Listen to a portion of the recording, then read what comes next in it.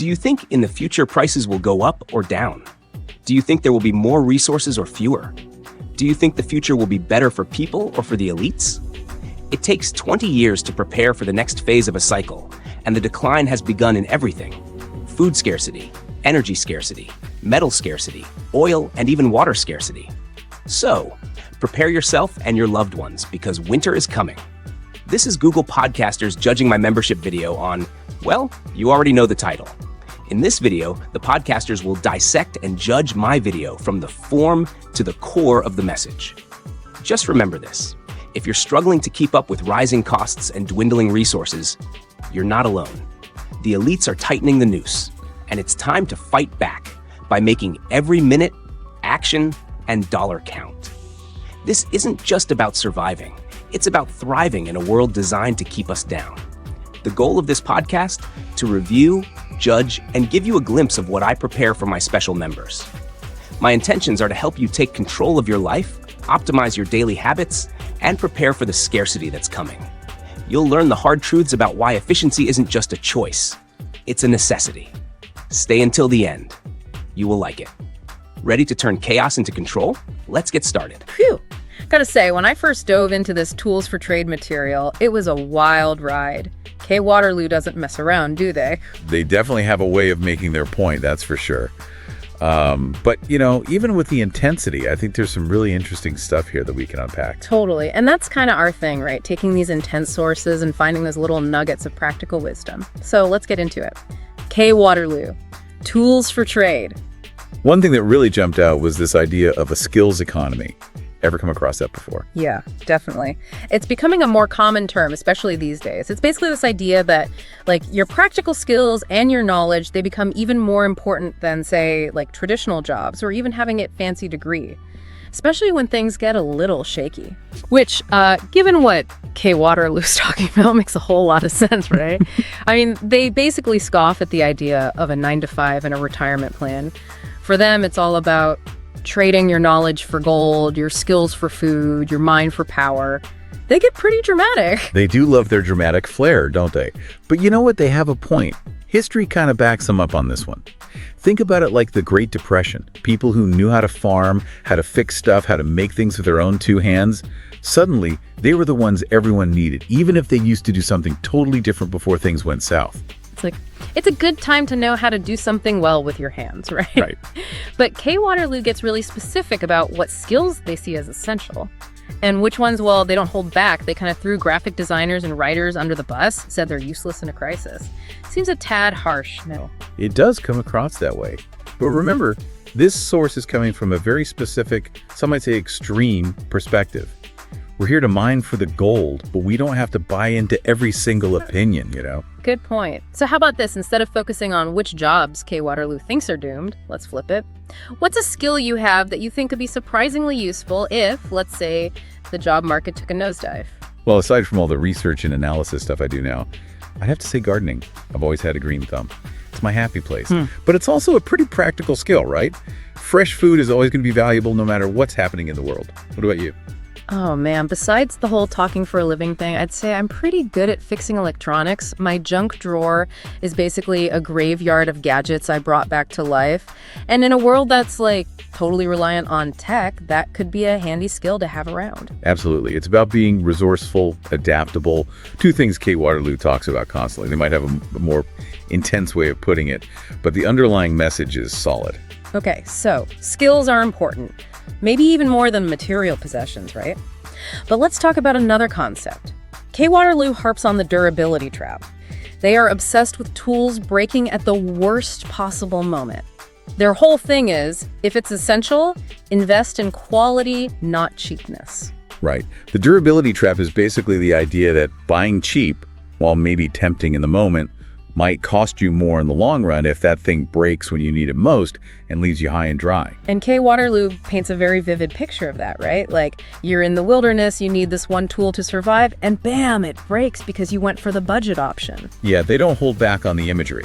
But even without the doomsday scenarios, there's a practical element here that rings true even in our normal lives. Think about it. How annoying is it when a cheap kitchen gadget breaks right when you need it? Oh, tell me about it. I've got a drawer full of them, but does that mean I need to go out and buy the most expensive, top-of-the-line everything? Not necessarily. It's about finding that balance. Yeah. You don't need professional grade gear for every single task. It's more about assessing what you really need, your budget, and finding that sweet spot. Quality and durability without breaking the bank.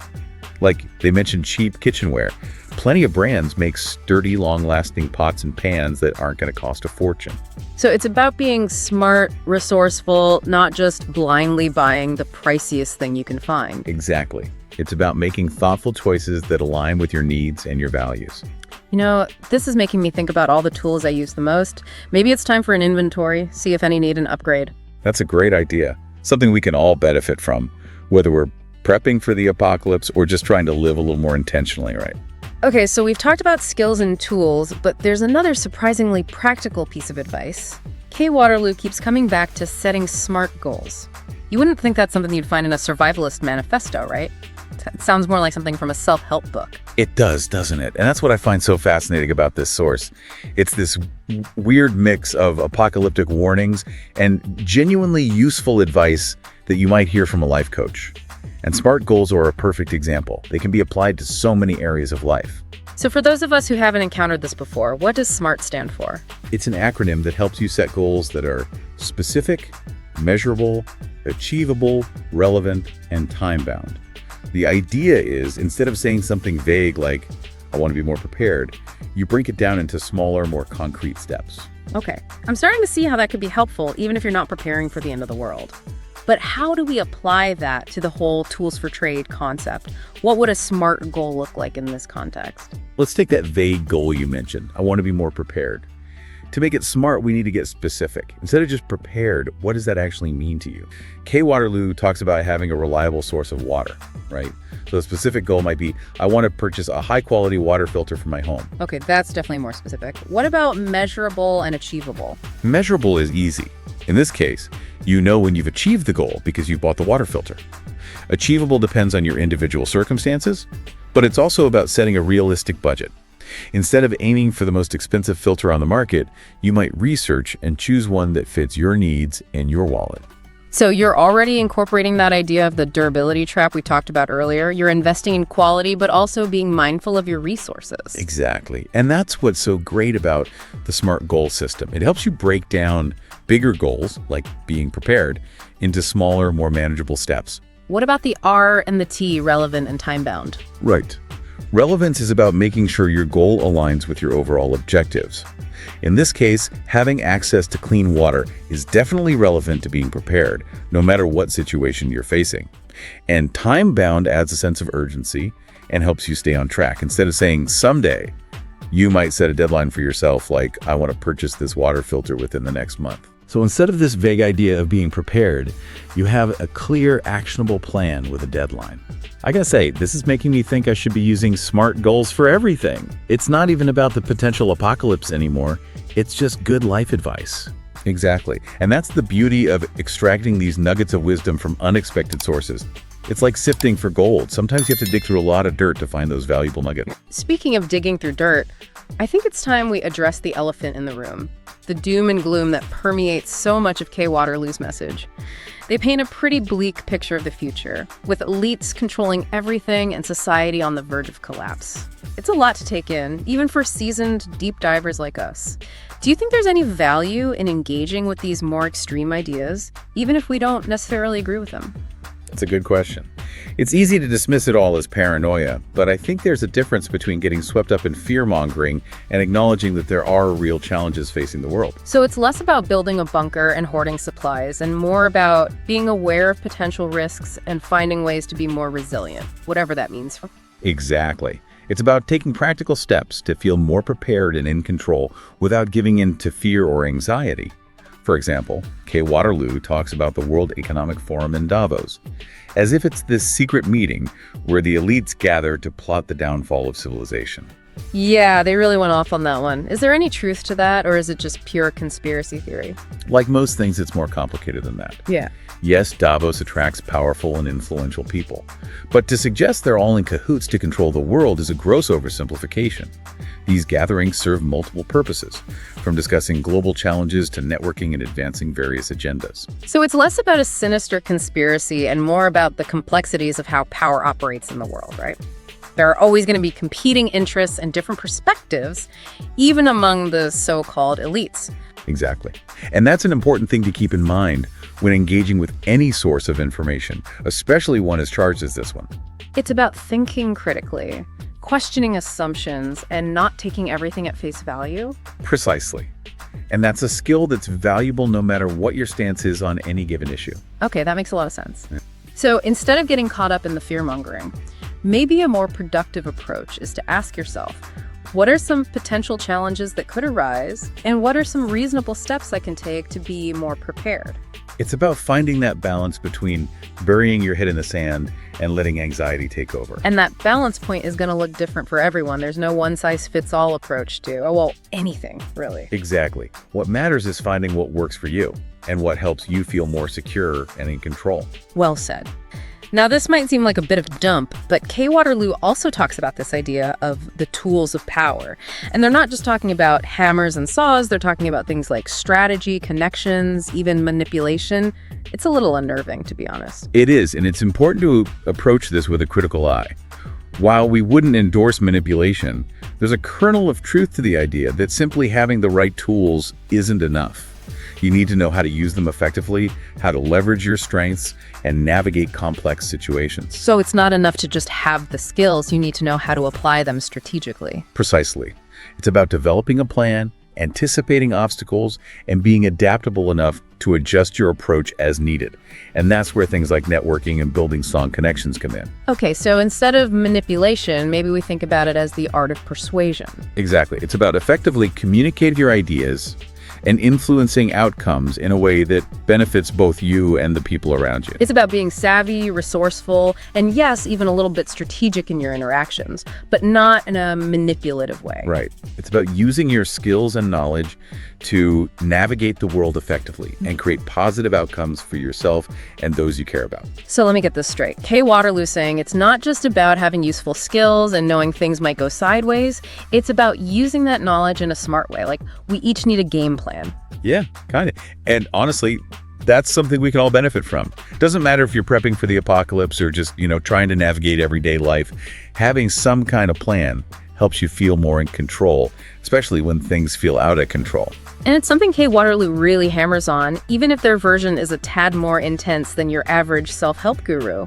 But we've been talking about taking those intense ideas and making them more practical, right? Exactly. And this is a perfect example. It's not about becoming some Machiavellian mastermind, but just recognizing we all have the power to actually, shape our lives and the world around us. Less tools of power, more like feeling empowered to use what you know. There you go. And that includes knowledge, right? Remember, Kay Waterloo's whole knowledge is power thing. Oh yeah, they kind of beat that drum pretty hard. Became a bit of a mantra, but there's a reason that phrase sticks with people. In a world that feels so unpredictable, knowledge can be, comforting.